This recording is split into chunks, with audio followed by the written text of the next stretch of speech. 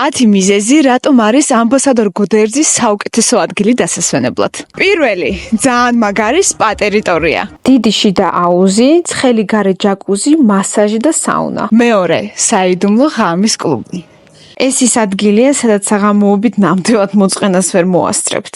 მესამე, სხვადასხვა მაგიდის გასართობები. ბილიარდის მაგიდა, მაგიდის ფეხბურთი და მაგიდის ჩოგბურთი. მეოთხე, სასტუმრო ამბასადორ გოდერძიდან სათხილამურო საბაგირო არის სულ რაღაც 66 ნაბიჯში.